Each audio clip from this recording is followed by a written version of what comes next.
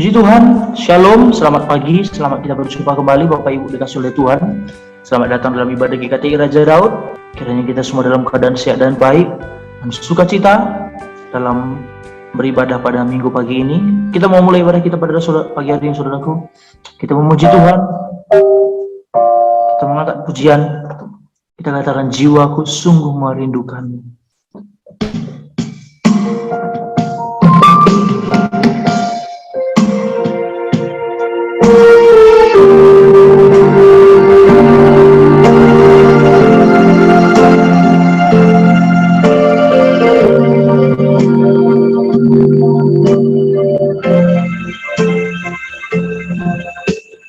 Jiwaku sungguh merindukanmu, hatiku haus padamu.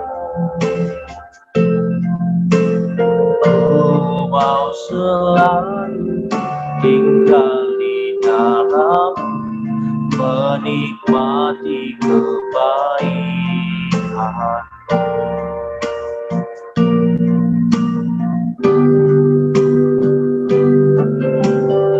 Hari berganti, tahun berlalu, sampai memutih rambutku, melayanimu seumur hidupku, sampai ku kembali padamu. Yesus, Yesus yang cinta,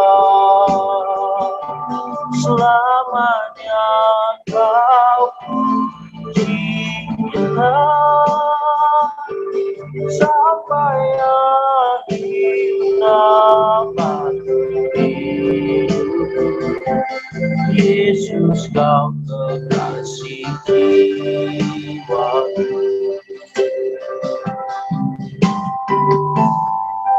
Dari awal kita nyanyikan pujian ini.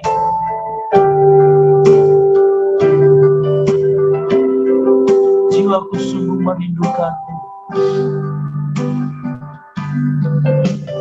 jiwaku sungguh merindukanmu, hatiku haus padamu.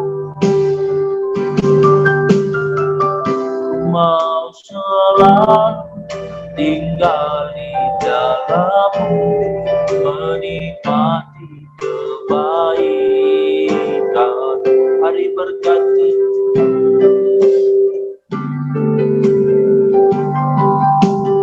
hari berganti, tahun berlalu, sampai memutih rambutku, melayanimu seumur hidupku, sampai ku kembali padamu. Yesus kau yang cinta, selamanya kau cinta,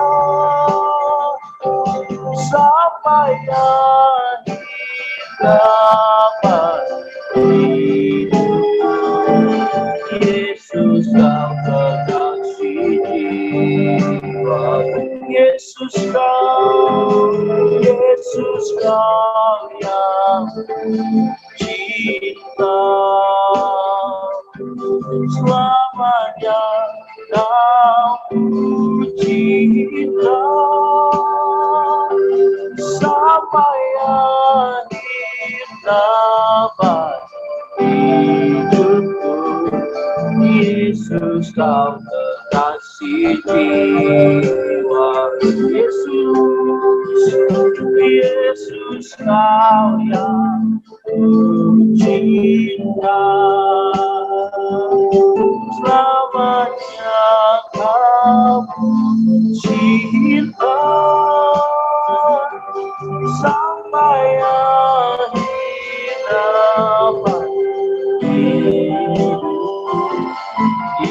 Yesus kau kekasih jiwaku, sampai akhir nafas hidupku. Yesus kau kekasih jiwaku, Yesus kau kekasih jiwaku.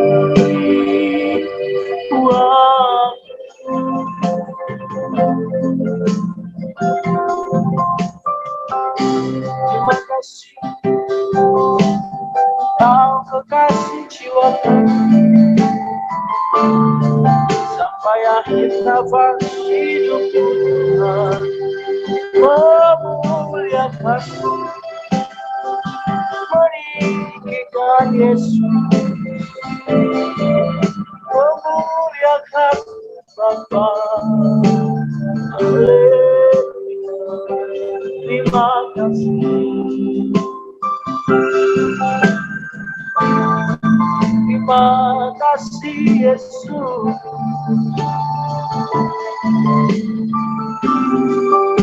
Kau baik, kau baik.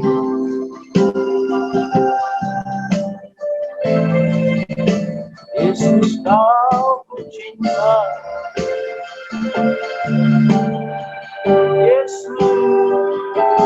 Yesus kau yang cinta, selamanya kau ku cinta, sampai akhir nafas hidupku. Yesus kau kekasih jiwaku, Yesus kau kekasih jiwaku.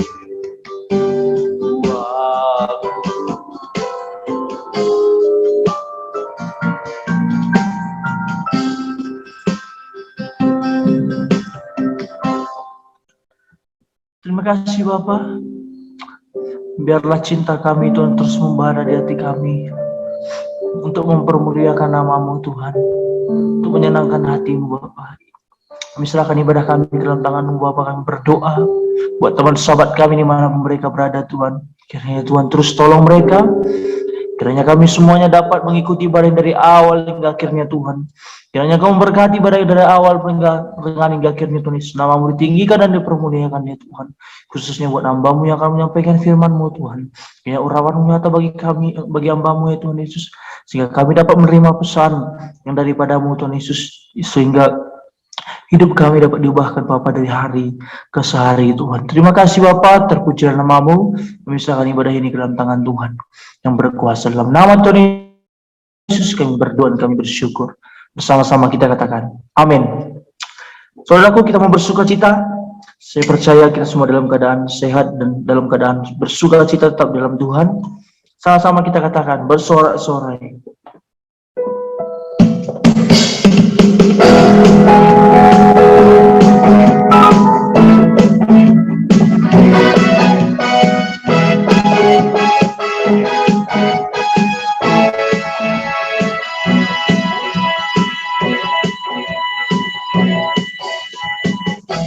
Sorak-sorai, muliakan namanya, Dia berperang ganti kita. Bertepuk tangan, muliakan namanya, Dia selamatkan jiwa kita.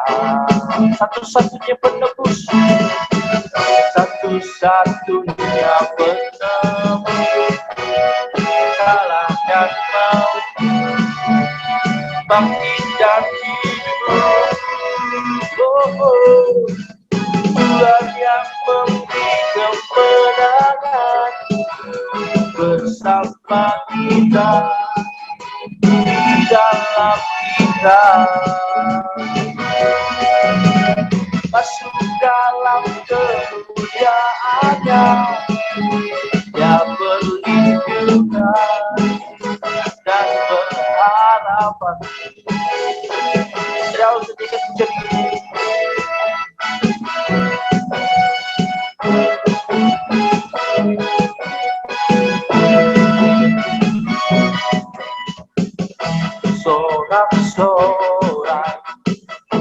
muliakan namanya. Dia berperang ganti kita. Bertepuk tangan, muliakan namanya. Dia selamatkan jiwa kita. Satu-satunya penebus, kalahkan maut, bangkitkan hidup. Oh, Tuhan yang memberi kemenangan bersama kita, di dalam kita. Masuk dalam kemuliaannya yang perlindungan dan pengharapan. Tuhan yang memberi, Tuhan yang memberi kemenangan bersama kita, di dalam kita. Masuk dalam kemuliaannya yang perlindungan dan pengharapan, yang perlindungan dan pengharapan.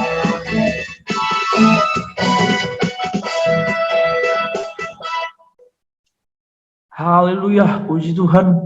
Lebih seru lagi kita memuji Tuhan, saudaraku. Kita sama-sama katakan, bila topan keras melanda hidupmu.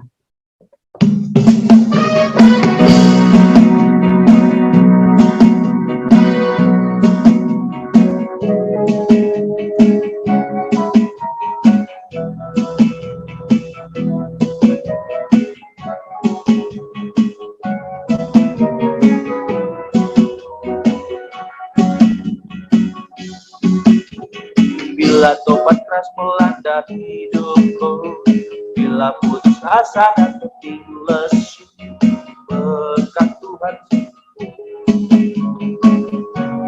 kagum oleh. Dari awal kita nyanyikan pujian ini, bila topan keras melanda hidupku, bila topan keras melanda hidupku, bila putus asa dan letih lesu, berkat Tuhan satu-satu hiduplah. Kau niscaya kagum oleh kasih-Nya. Berkat Tuhan mari hiduplah.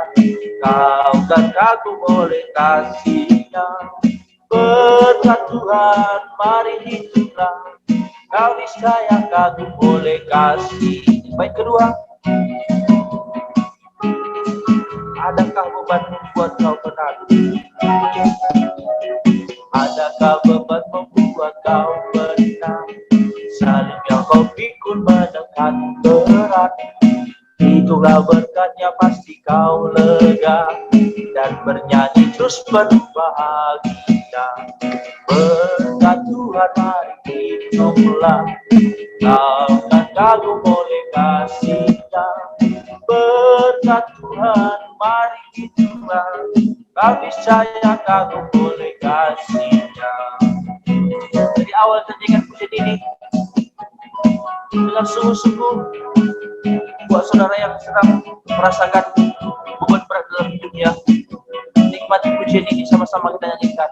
Bila topan keras melanda hidupmu, bila topan keras melanda hidupmu, bila putus asa dan letih lesu, berkat Tuhan satu-satu hitunglah. Kau niscaya kagum oleh kasih-Nya. Berkat Tuhan mari hitunglah. Kau kan kagum oleh kasih-Nya. Berkat Tuhan mari hitunglah. Kau niscaya kagum oleh kasih-Nya. Baik kedua saudaraku, sekali lagi terus semangat lagi katakan, adakah beban? Adakah beban membuat kau penat? Salib yang kau pikul menekan berat. Hitunglah berkatnya pasti kau lega dan bernyanyi terus penuh bahagia. Berkat Tuhan, mari hiduplah. Kau kan kagum oleh kasih-Nya. Berkat Tuhan, mari hiduplah.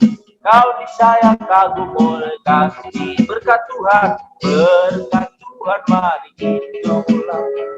Kau kan kagum oleh kasih-Nya. Berkat Tuhan, mari hiduplah. Kau disayang kagum oleh kasih-Nya.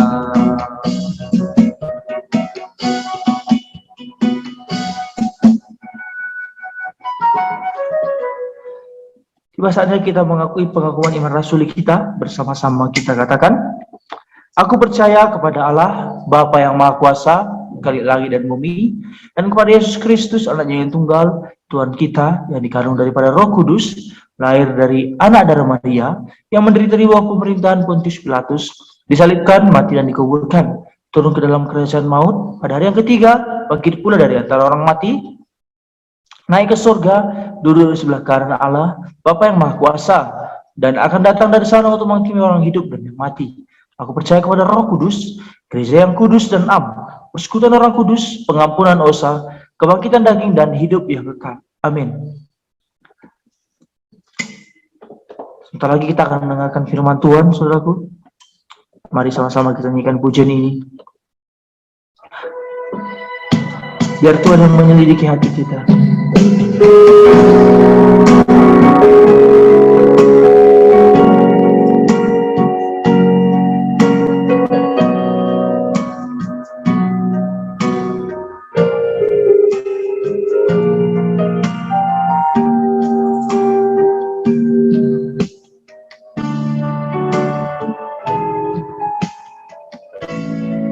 Pujilah aku Tuhan, cobalah aku Tuhan, selidiki batinku dan hatiku, mataku tertuju padamu, aku cinta padamu. Aku cinta padamu Tuhan, aku rindu hadirat-Mu Tuhan, aku ingin selalu dekat padamu, menikmati kehadiran-Mu. Dari awal, ayo sungguh-sungguh katakan, pujilah aku Tuhan, cobalah aku Tuhan, selidiki hatiku dan batinku, mataku tertuju padamu. Aku cinta padamu Tuhan. Aku rindu hadirat-Mu Tuhan, aku ingin selalu dekat padamu, menikmati kehadiran-Mu. Ku nyanyi, Hosana bagi Raja-Mu yang duduk di tahta. Aku muliakan dan ku agungkan, Kau layak disembah. Ku nyanyi Hosana, ku nyanyi Hosana bagi Raja-Ku yang duduk di tahta. Aku muliakan dan ku agungkan, Kau layak disembah. sembah, aku muliakan, aku muliakan Tuhan, bukan kau lagi. Sembah dengan penampilan. Mari kita bersatu dalam doa. Bapa di dalam surga, kami mengucap syukur atas segala berkat yang Kau berikan, sehingga pada hari ini kami bisa datang ke hadirat-Mu untuk memuji, memuliakan nama-Mu dan beribadah di hadapan-Mu. Terima kasih Bapa untuk penyertaan-Mu, terima kasih Bapa untuk anugerah yang Kau berikan kepada kami, sehingga bisa kami datang untuk terus memuji, memuliakan nama-Mu, dan biarlah nyanyian pujian kami menjadi dupa yang harum di hadapan-Mu. Sebentar kami ingin duduk diam untuk mendengarkan kebenaran firman-Mu, belajar kebenaran firman-Mu. Kiranya Tuhan yang selalu memberkati kami dan Roh Kudus yang mengurapi kami, agar bisa memahami firman-Mu dengan benar. Urapi hamba-Mu yang penuh dengan keterbatasan dan dosa ini, agar apapun yang hamba-Mu sampaikan adalah suara daripada-Mu. Roh Kudus berotoritas penuhlah dalam penyampaian firman ini, agar setiap jemaat dimanapun mereka berada, dapat mendengar, memahaminya lebih dalam lagi. Dimuliakan, ditinggikan nama-Mu, melalui perantara Yesus Kristus. Kami telah berdoa dan mengucap syukur. Amin. Shalom Bapak Ibu Saudara, selamat hari Minggu untuk kita semua. Puji Tuhan, kita kembali lagi di dalam ibadah online kita, GKTI Raja Daud, dan kiranya kita tetap bisa mengikuti ibadah ini dengan sikap dan hati yang benar. Hari ini kita akan melanjutkan eksposisi Injil Markus kita, di mana minggu lalu kita menyelesaikan satu perikop singkat, yaitu pemberitahuan kedua tentang penderitaan Yesus. Dan hari ini kita melanjutkan perikop berikutnya, Markus pasal 9, ayat 33 sampai 37. Mari buka Alkitab kita Bapak Ibu Saudara. Markus pasal 9 ayat 33 sampai 37. Judul perikopnya, siapa yang terbesar di antara para murid. Siapa yang terbesar di antara para murid. Markus pasal 9 ayat 33 sampai 37. Mari kita mengikutinya dan menggalinya ayat demi ayat. Saya mulai dengan ayat 33 Bapak Ibu Saudara. Kemudian tibalah Yesus dan murid-muridnya di Kapernaum. Ketika Yesus sudah di rumah, ia bertanya kepada murid-muridnya, apa yang kamu perbincangkan tadi di tengah jalan? Minggu lalu kita sudah belajar, mereka dari Kaisarea Filipi melewati Galilea, dan sekarang kita tahu tujuan mereka adalah kembali ke Kapernaum. Dan dikatakan di situ ketika Yesus sudah di rumah. Kemungkinan besar dimulai dari pasal 1 kita eksposisi Injil Markus, ini adalah rumah Petrus. Jadi Yesus dan para murid-murid yang kita tahu ini sudah menjadi private, tidak lagi public ministry. Artinya Yesus dengan ke-12 muridnya masuk kembali ke daerah yang paling sering mereka pelayanan, yaitu Kapernaum, dan berada di rumah Petrus. Lalu ada kalimat menarik tadi di 33 yang dikatakan Yesus kepada murid-muridnya, apa yang kamu perbincangkan tadi di tengah jalan? Berarti dari sepanjang perjalanan dari Kaisarea Filipi menelusuri Galilea untuk kembali ke Kapernaum, Yesus mendengar ada sebuah isu yang murid-murid perbincangkan. Ya. Dan kita yakin kalau Yesus bertanya itu bukan berarti dia tidak tahu, tapi dia ingin menuntut kejujuran dari murid-murid untuk mau ngomong ataupun sharing. Apa yang kamu perbincangkan tadi di tengah jalan? Ingat, minggu lalu kita bahas soal pemberitahuan kedua tentang penderitaan Yesus yang akan menuju Yerusalem, ditangkap oleh tangan manusia, tua-tua ahli Taurat, lalu dibunuh, yaitu nanti dia disalib, dan bangkit pada hari ketiga. Minggu lalu kita sudah menjelaskan bahwa murid-murid tidak menerima itu, tidak bisa menerima itu.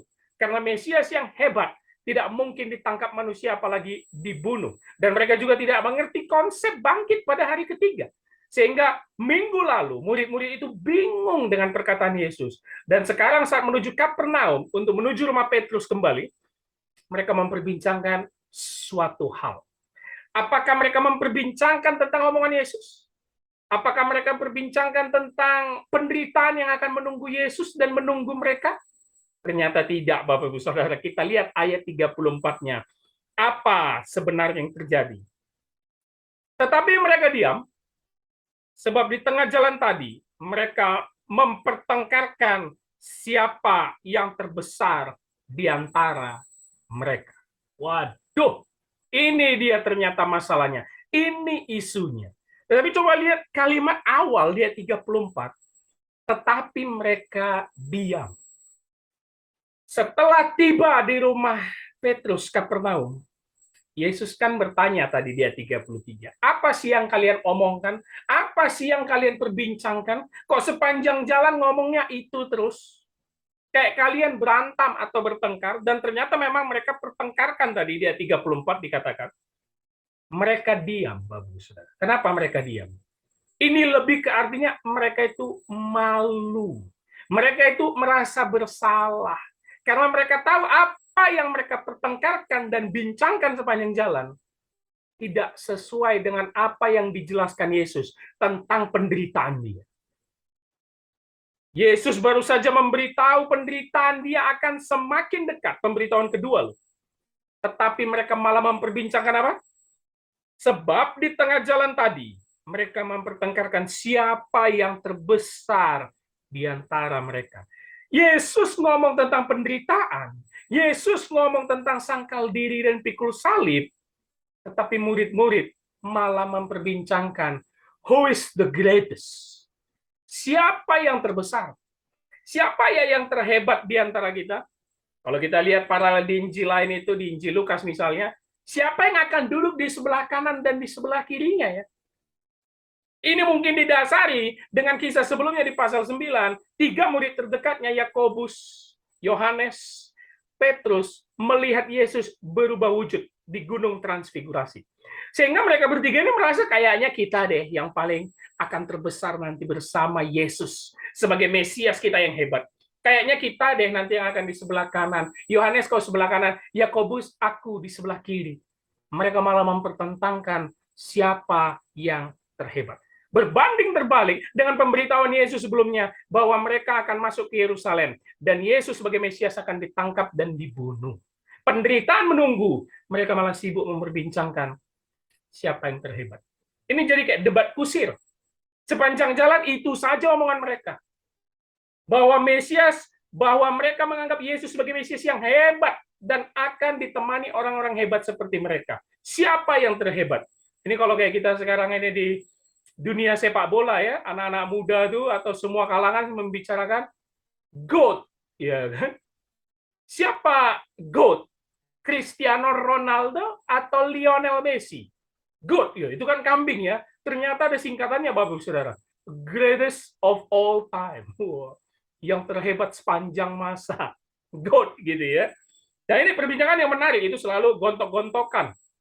Ngomong siapa pendukung Messi, siapa pendukung Ronaldo, sampai sekarang nggak selesai-selesai, siapa GOAT gitu. Ini yang mereka perbincangkan. Sehingga ketika Yesus bertanya, ternyata pertanyaan Yesus itu, tujuannya itu, membuat hati mereka itu terketuk. Membuat mereka diam, malu, dan merasa bersalah.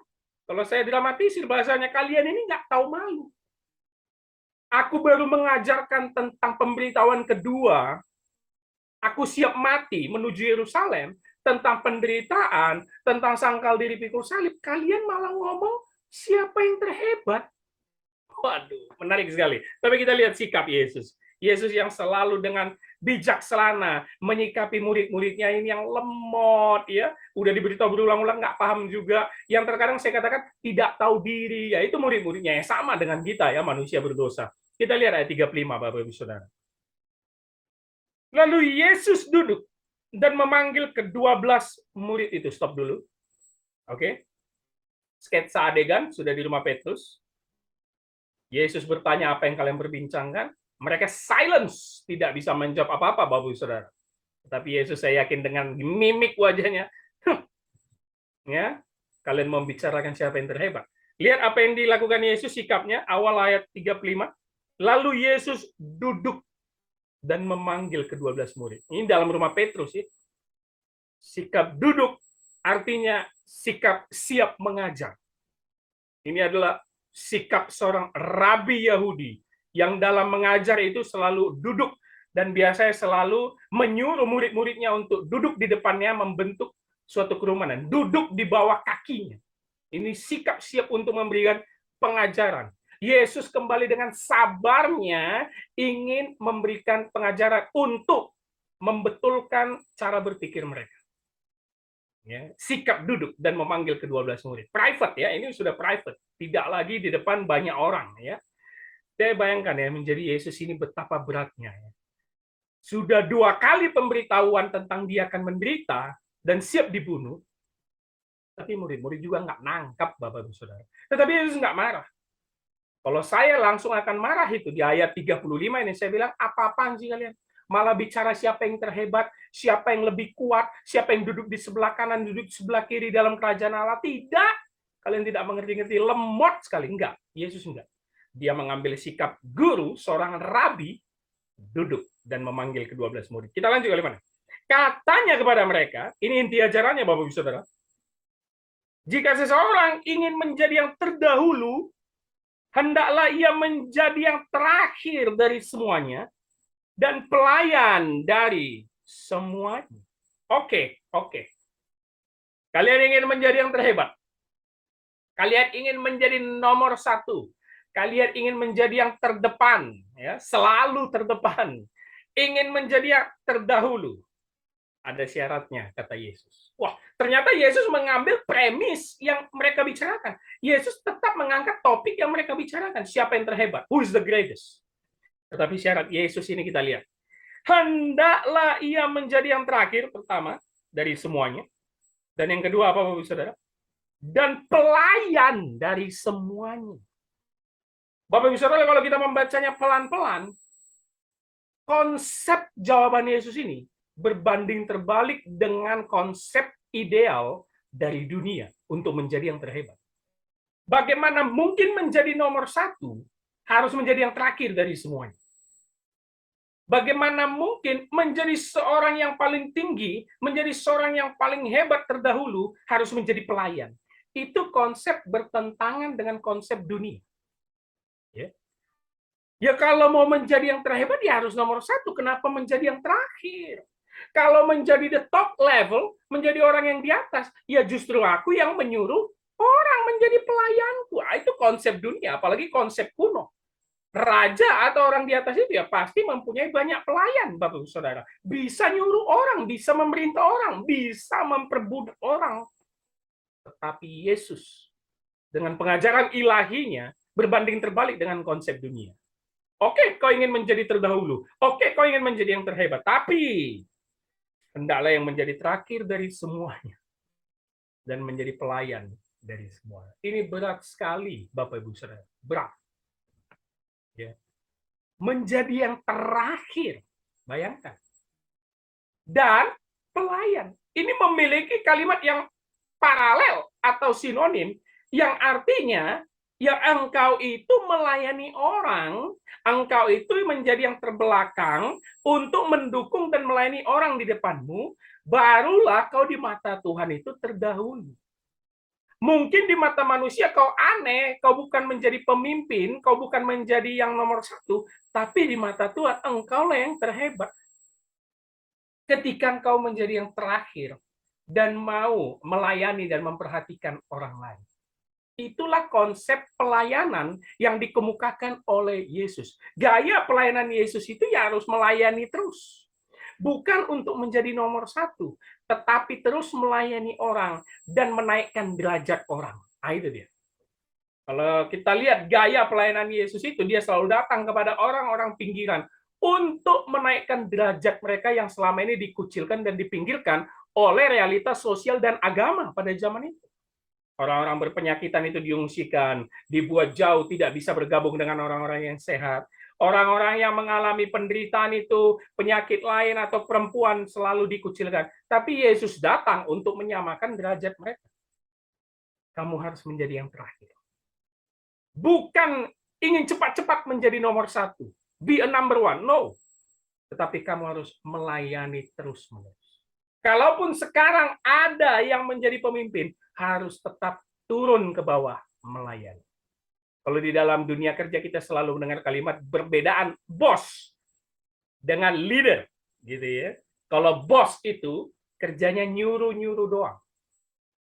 Tapi leader, dia turun ke bawah bersama anak buahnya. Gitu ya. Jadi seperti itu. Terus melayani. Bukan untuk mencapai achievement, kau itu nomor satu dipandang orang paling hebat. Enggak. Tapi turun menjadi terakhir dan melayani. Ini berat sekali, Bapak Saudara. Jangankan kepada jemaat awam atau orang-orang di kantoran yang bekerja secara sekuler, ya. Saya menyebutnya sekuler bukan berarti berbeda dengan pekerjaan rohani, bukan. Tetapi pekerjaan yang selama ini dilakukan oleh kebanyakan orang, jangankan mereka, pendeta sekalipun yang lekat sekali dengan kalimat pelayanan, sulit melakukannya. Ya. Kalau kita melihat realita pendeta sekarang itu, kayaknya selalu itu diberikan fasilitas yang enak. Sadar tanpa tidak sadar itu kayak selalu di nomor satu kan.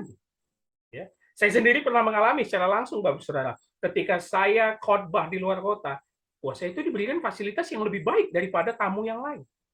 Duduk paling depan nanti di acara, diberikan tempat yang terbaik, ya kan? Kalau belum saya yang membuka acara, tidak ada yang mau makan duluan, harus pendetanya duluan gitu. Dijemput dengan mobil yang mewah gitu. Jadi sulit sekali gaya pendeta itu yang seharusnya meniru karakter Kristus, sulit untuk dilakukan di tengah-tengah masyarakat yang masih memiliki konsep ya memberikan yang terbaik juga kepada pendeta. Sebenarnya dalam arti itu menghormati, ya, respect, ya. Tetapi malah banyak pendeta kebablasan, malah hidup mewah dengan semua itu, lupa bahwa konsep kita harus menjadi pelayan. Pelayan, diakonos, budak, ya. Dulos, itu kalau bahasanya budak, servant, harus menjadi pelayan, menjadi yang terakhir dari semuanya. Bayangkan, dari semuanya, dan pelayan dari semuanya. Jadi kalau mau paling hebat, layanilah teman-teman, layanilah murid lain, engkau yang terdahulu di mata Allah dan kerajaan Allah. Lalu Yesus memberikan contoh yang konkret supaya murid-murid bisa melihatnya. Kita lihat ayat 36, Bapak Saudara. Maka Yesus mengambil seorang anak kecil dan menempatkannya di tengah-tengah mereka. Kemudian ia memeluk anak itu dan berkata kepada mereka. Stop dulu, kita di ayat 36. Setelah dia memberikan penjelasan tentang bagaimana menjadi terhebat di mata kerajaan Allah atau di mata Yesus. Jadi bukan lomba-lomba untuk menjadi nomor satu, dengan keegoisan kita mendapatkan itu, tetapi harus menjadi yang terakhir dan menjadi pelayan dari semuanya. Lalu Yesus memberikan contoh yang konkret supaya mereka bisa lihat secara visual. Dia mengambil seorang anak kecil. Oke, ini kita perlu tahu, ini di rumah Petrus. Anak kecil, little children, ya. Para ahli mengatakan ini infant atau toddler, ini ya anak di bawah 5 tahun, ini sangat kecil, ya. Mungkin ya masih bisa dibilang bayi atau bagaimana.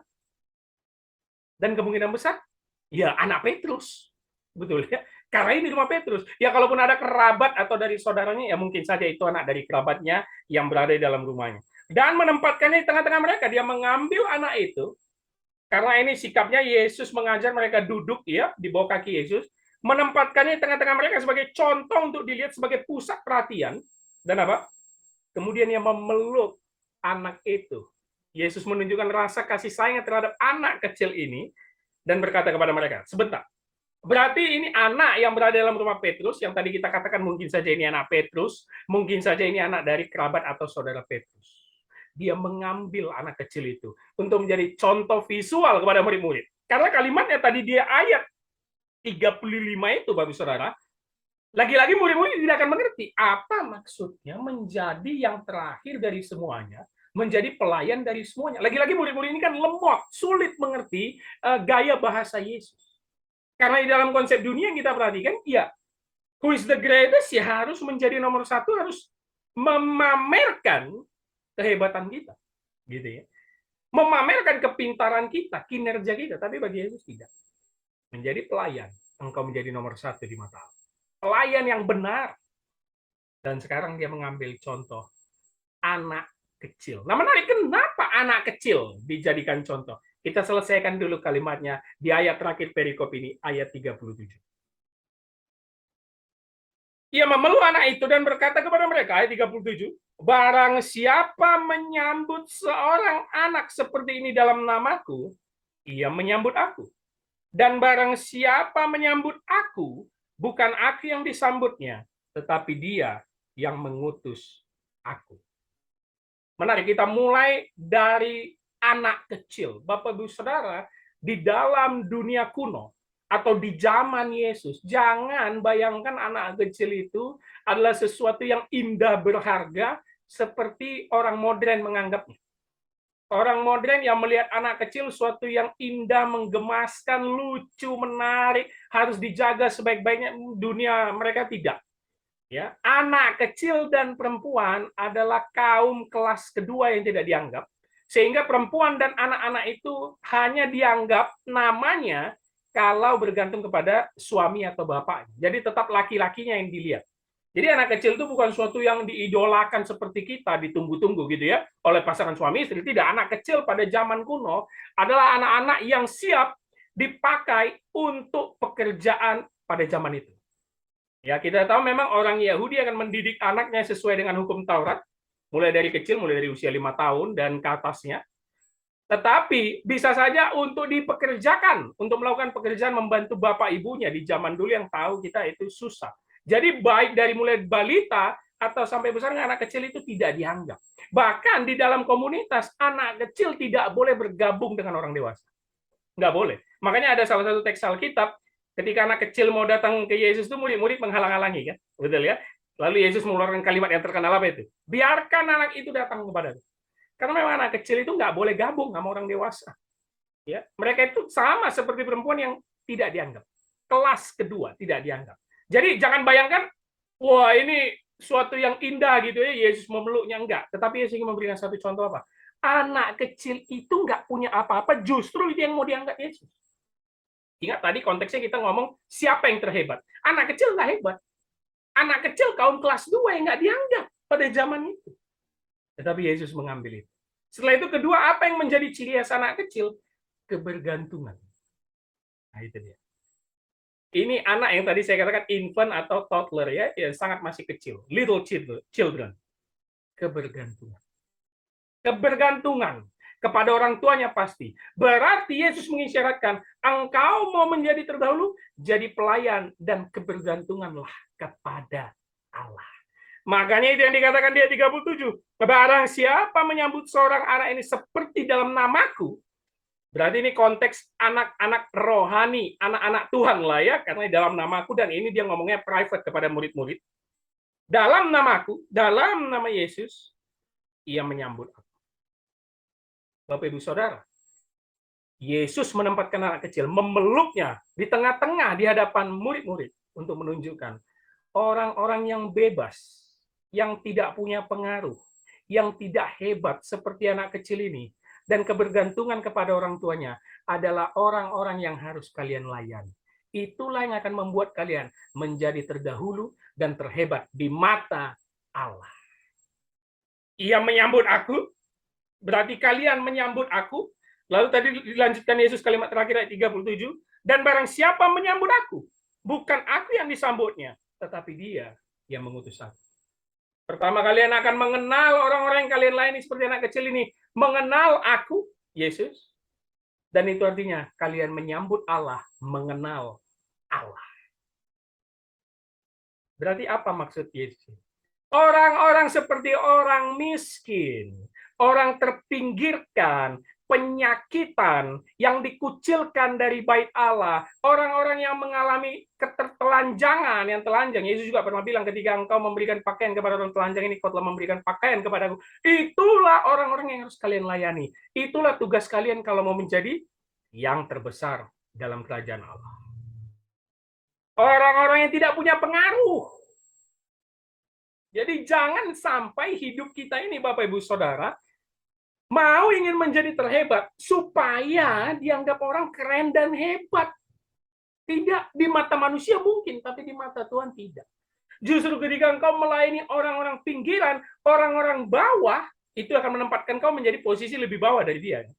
Ketika engkau melayani orang miskin, orang yang tidak punya baju, orang yang susah, orang berpenyakitan, engkau menempatkan posisi kalau tidak setara, engkau bisa lebih bawah. Itu artinya menjadi yang terakhir dari semuanya. Dan kau melayani, menjadi pelayan dari semuanya, tapi itulah yang terdahulu dan terbesar di mata Allah. Makanya Yesus berkatakan, engkau akan mendapatkan upahnya kok kalau kau sudah melakukan itu. Jadi bukan soal posisi, bukan soal jabatan, bukan soal kau dikenal orang atau diagung-agungkan orang, bukan soal engkau memerintah dengan kekuasaan atau tangan besi, tetapi engkau memerintah dengan kasih, karena engkau memerintah dari bawah, yang terakhir, kepada orang-orang yang tidak memiliki kuasa. Di zaman sekarang, Bapak Ibu Saudara, semua orang pengen mencapai yang terhebat, posisi tertinggi, level top management, dengan sogok menyogok, dengan jilat menjilat, sikut kanan, sikut kiri, tidak peduli dengan orang di sekitarnya, yang penting aku harus menjadi nomor satu. Itu bukan anak Allah. Ketika engkau beragama Kristen tapi engkau melakukan itu, engkau tidak menyambut Yesus. Dan engkau tidak menyambut yang mengutus dia, yang artinya engkau tidak mengenal Allah. Banyak anak Tuhan diberkati, memiliki pekerjaan yang baik, top level management, manager, direktur. Tapi lihat, prosesnya bagaimana? Tapi lihat setelah di posisi itu, engkau mau turun nggak ke bawah? Engkau mau memperhatikan orang-orang yang nggak punya pengaruh nggak? Orang-orang yang miskin yang nggak punya rumah, nggak punya baju nggak? Itulah yang kau lakukan. Itulah maksud dari anak kecil yang ditempatkan. Anak yang hanya bergantung. Orang-orang miskin itu bergantung kepada orang-orang yang tergerak hatinya untuk membantu mereka. Dan itulah yang Yesus lakukan selama pelayanannya 3,5 tahun. Jadi Yesus ingin membalikkan mindset yang mereka bicarakan tadi. Jangan bicara yang terbesar, jangan. Tetap ingat pesanku, bahwa kita harus terus menderita, sangkal diri, pikul salib. Kenapa? Engkau menjadi pelayan untuk semuanya. Nah, ini yang harus kita terapkan dalam gereja dan pelayanan.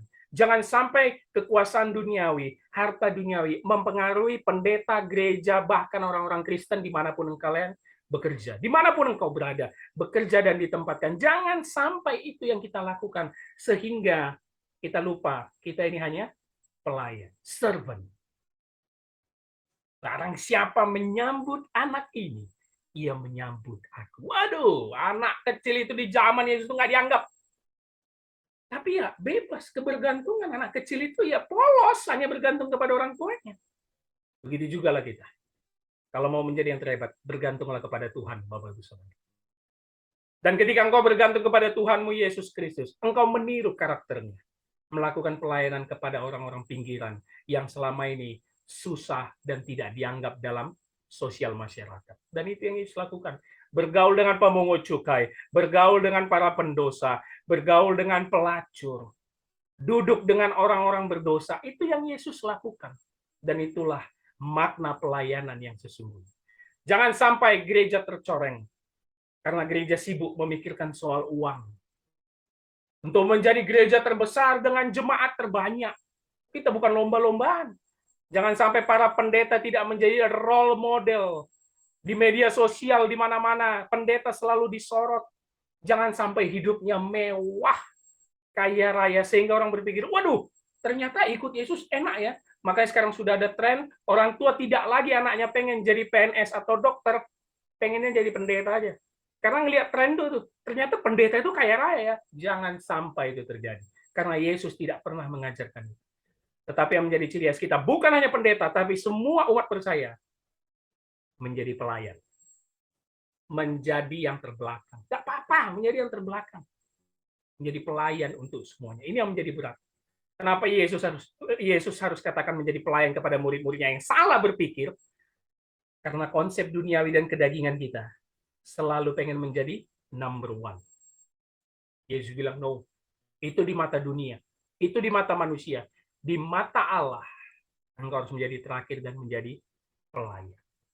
Mari, eksposisi kali ini membuat kita terketuk dan merenungkan ini lebih dalam lagi, Bapak Saudara. Saya katakan tadi di awal, ini bukan saja tugas umat-umat Kristen yang bekerja di kantoran, tetapi juga kepada para pelayan dan hamba Tuhan di zaman sekarang. Karena sudah banyak tren-tren hamba Tuhan malah memikirkan kehidupan duniawi, kaya raya, rumah besar, mobil mewah, pamer di media sosial, tetapi lupa jati dirinya sebagai hamba Tuhan pengikut Kristus harus menjadi pelayan. Kalau kita saling melayani kan enak ya. Nggak ada yang mengagungkan diri, nggak ada yang menyombongkan diri. Terus saling melayani, saling memberi. Tidak peduli engkau punya kuasa atau jabatan di level tertinggi. Tapi turunlah sama seperti Yesus. Pemilik dunia ini, Allah yang Maha Kuasa. Bisa dengan jentikan jari melakukan apa saja. Bisa dilakukannya dari sorga. Tapi dia turun, berinkarnasi, sama seperti manusia. Ini yang menjadi perenungan kita di dalam perikop ini. Jadi Bapak Ibu Saudara, perikop sebelumnya minggu lalu, pemberitahuan kedua tentang penderitaan Yesus, itu nyambung sampai nanti perikop ketiga yang akan kita bahas minggu depan, seorang yang bukan murid Yesus mengusir setan. Jadi 3 perikop ini satu kesatuan untuk mengajarkan cara berpikir murid-murid Yesus yang belum paham tentang kemesiasan Yesus. Sama seperti kita, yang ngakunya Kristen, tapi sulit sekali paham dan melakukan perintah Yesus. Tapi biarlah kita berproses dan Roh Kudus menolong kita untuk menjadi pelayan Tuhan, untuk menjadi yang terakhir, tetapi kita menjadi terdahulu di mata Allah. Amin. Mari kita bersatu dalam doa. Bapa di dalam surga, kami mengucap syukur atas segala berkat yang Kau berikan. Pada hari ini kami bisa kembali merenungkan firman-Mu, melanjutkan eksposisi Injil Markus, di mana kami dinasihati dan ditegur bahwa terkadang kedagingan kami sebagai manusia ingin mengincar posisi yang terbaik, ingin terlihat terkenal, terlihat hebat di mata manusia, ingin terlihat kaya, superior di mata manusia, sehingga kami mendapat pengakuan dari manusia. Tapi ternyata ajaran-Mu membalikkan semuanya, bahwa kami harus menjadi pelayan untuk orang-orang pinggiran, menjadi pelayan untuk orang-orang yang tidak dianggap dalam status sosial masyarakat, sehingga kami menjadi terdahulu di kerajaan Allah. Terima kasih Bapak, biarlah firman ini menegur dan menasihati kami, sehingga kami bisa mengubah pola pikir kami dan mempraktekannya dalam kehidupan sehari-hari. Roh Kudus materaikan firman ini kepada setiap jemaat yang menonton dan mendengar di tempat masing-masing, agar bisa melakukannya dalam kegiatan sehari-hari, dalam keluarga, dan di dalam pekerjaan. Dimuliakan, ditinggikan nama-Mu, melalui nama Yesus Kristus. Kami telah berdoa dan mengucap syukur. Amin. Kita telah mendengarkan firman Tuhan pada saat pagi hari ini. Kita memuji Tuhan sekali lagi, saudaraku. Kita katakan, Engkaulah perisaiku.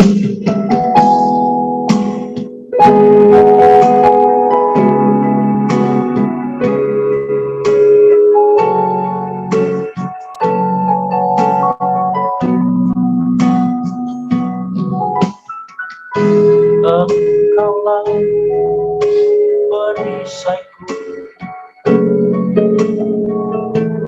saat badai menerpa. Janji-Mu di dalam pulihkan jiwa. Sekali lagi, Engkaulah perisaiku. Engkaulah perisaiku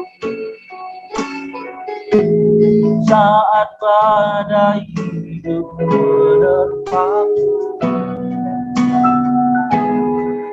Janji-Mu di dalamku pulihkan jiwaku. Ku kan berdiri di tengah badai dengan kekuatan yang Kau berikan.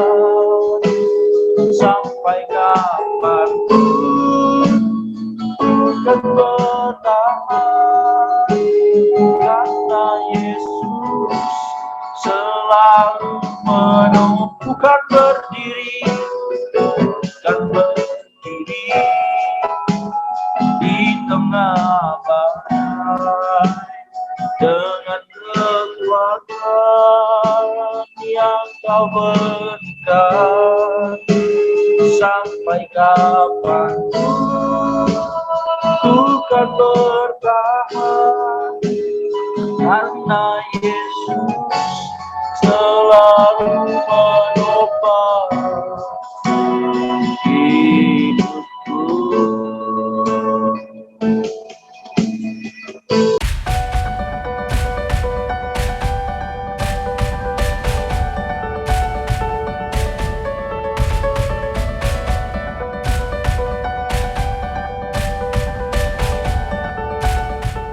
kiranya terus dukung pelayanan kita, apapun yang terjadi, kiranya bantu terus pelayanan GKTI Raja Daud, baik itu media sosial dan pelayanan yayasan dan selainnya. Mari kita akhiri ibadah kita bersatu di dalam doa. Bapa dalam surga, terima kasih pada hari ini kami bisa memuji memuliakan nama-Mu di hari kudus-Mu.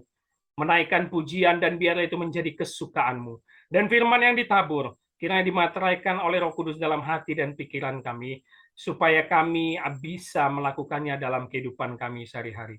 Terima kasih Bapa, hamba-Mu berdoa buat tangan-tangan yang sudah membantu pelayanan gereja-Mu GKTI Raja Daud, yang sudah memberikan persembahan dan perpuluhan. Kiranya Tuhan berkati keluarga mereka, Tuhan berkati pekerjaan mereka, Tuhan berkati segala usahanya. Apapun yang menjadi pergumulan mereka, kiranya Tuhan memberikan kesabaran, kekuatan, dan jalan keluar. Terima kasih Bapak, hamba-Mu berdoa buat pelayanan gereja-Mu GKTI Raja Daud. Segala visi, misi, program, kami serahkan ke dalam tangan-Mu. Biarlah terjadi kehendak-Mu, dan kami semua anak-anak-Mu, hamba-Mu, hanya ingin taat melakukan pelayanan ini. Pakailah hamba-Mu bersama majelis dan jemaat bersinergi, terus memajukan GKTI Raja Daud untuk terus memuliakan nama-Mu. Terima kasih Bapa. Hamba-Mu berdoa buat semua rekan-rekan saudara atau teman kami yang dalam keadaan sakit, dimanapun mereka berada. Hamba-Mu berdoa kiranya Tuhan yang memberikan kesembuhan, Tuhan yang memberikan kesehatan dan pemulihan, agar mereka kembali bisa beraktivitas, bisa kembali bekerja, dan beribadah bersama saudara seiman. Terima kasih Bapa. Hamba-Mu berdoa khusus untuk bangsa kami, bangsa Indonesia. Kiranya berkat Tuhan turun atas bangsa Indonesia. Kiranya di tahun-tahun politik ini, Tuhan yang tetap jaga bangsa ini, agar jauh dari hal-hal yang buruk yang menimpa bangsa ini. Terima kasih Bapak, Tuhan pakai pemerintahan dari pusat sampai daerahnya, untuk bersinergi memajukan bangsa ini. Tuhan yang tutup bungkus semua, anak-anak Tuhan, orang-orang di bangsa ini, agar jauh dari hal-hal buruk lainnya. Kiranya anak-anak Tuhan di bangsa ini bisa menunjukkan bahwa kamilah garam dan terang dunia, membawa banyak jiwa datang kepada Kristus, sehingga banyak jiwa bertekuk lutut, mengaku hanya Yesuslah Tuhan dan Juru Selamat satu-satunya di dunia ini. Terima kasih Bapa, kami siap menerima berkat daripada-Mu. Mari setiap jemaat Tuhan dimanapun berada, sebelum kita menerima berkat Tuhan, kita sama-sama berdoa, doa yang diajarkan oleh Tuhan Yesus. Bapa kami yang di sorga, dikuduskanlah nama-Mu, datanglah kerajaan-Mu, jadilah kehendak-Mu di bumi seperti di sorga. Berikanlah kami pada hari ini makanan kami yang secukupnya, dan ampunilah kami akan kesalahan kami, seperti kami juga mengampuni orang bersalah kepada kami. Dan janganlah membawa kami ke dalam pencobaan, tetapi lepaskanlah kami daripada yang jahat, karena Engkaulah yang mempunyai kerajaan, dan kuasa, dan kemuliaan, sampai selama-lamanya. Amin. Arahkanlah hatimu dan terimalah berkat Tuhan. Tuhan memberkati engkau dan melindungi engkau. Tuhan menyinari engkau dengan wajahnya dan memberi engkau kasih karunia. Tuhan menghadapkan wajahnya kepadamu dan memberi engkau damai sejahtera. Amin. Bapa, terima kasih. Bapa, terima kasih. Bapa di dalam surga, ku berterima kasih. Amin.